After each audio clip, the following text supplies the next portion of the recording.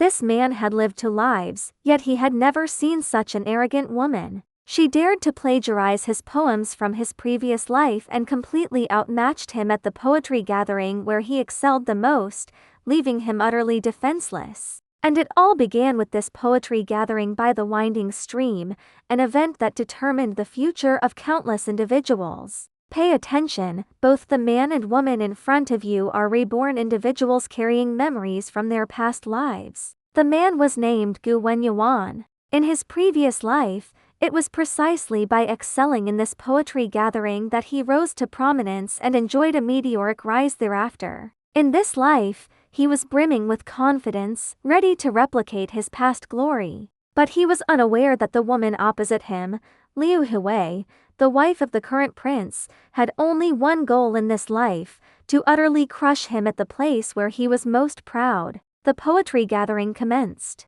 and one by one, the participants were defeated. Soon, only Gu Wenyuan and Liu Hui remained for the ultimate showdown. However, the subsequent scene left Gu Wenyuan utterly dumbfounded. Whether the theme was autumn or snow, Liu Hui responded effortlessly, reciting poems that were identical to those he had composed in his previous life. These were his secret manuscripts that he had never shown to anyone. Gu Wenyuan broke out in a cold sweat as he realized that this woman not only knew about his past but was also precisely stealing his future. When the final theme, window, was presented, Gu Wenyuan was completely at a loss for words. While Liu Hui once again recited the poem that should have belonged to him, winning thunderous applause and being hailed by everyone as the fairy maiden among women. Having everything taken away from him, Gu Wenyuan completely collapsed. He pointed at Liu Hui in front of everyone,